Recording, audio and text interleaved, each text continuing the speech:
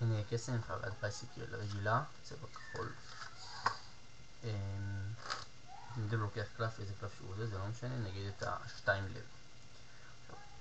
במקרה הזה אני לקחתי אותו, כנראה שיש לו משהו מאוד מיוחד. זה לא רק הצורה במספר, משהו התביית עליו שבחרתי אותו. נכון, יש לו 2 לב ואין עוד קלף כזה בחפיסה, אבל יש בו משהו שונה, משהו מעבר, שהוא שונה באמת משאר הקלפים. יש לו קו אדום, אבל זה לא רק זה. מרוב שהוא כל כך מיוחד, שאר הקלפים מנסים להיות כמוהו, הם מנסים ומה שקורה לפעמים זה שהם פשוט נמחקים.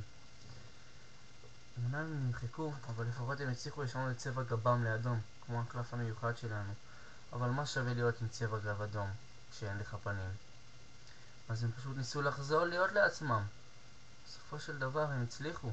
לא רק שהם הצליחו לחזור לעצמם, הם הצליחו להישאר עם צבע הגב האדום.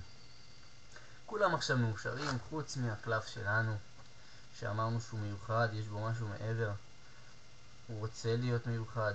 אז לכן אם אנחנו נאבד אותו בתוך החבילה, בצורה כזאת, הוא אמור לחזור אלינו גם בצורה מיוחדת. אותו הקלף שבחרנו בהתחלה שהתבייתנו עליו, חוזר אלינו עם צבע גב כחול. עכשיו ישר הקלפים כבר נמאס ממנו, כל פעם בא שונה, מיוחד, משתנה, לא רוצה להיות כמוהם. הם החליטו באמת שהוא לא יהיה כמוהם. הם החליטו פשוט למחוק אותו ולהשאיר אותו מיוחד עם צבע גב כחול, בזמן שכולם עם צבע גב אדום.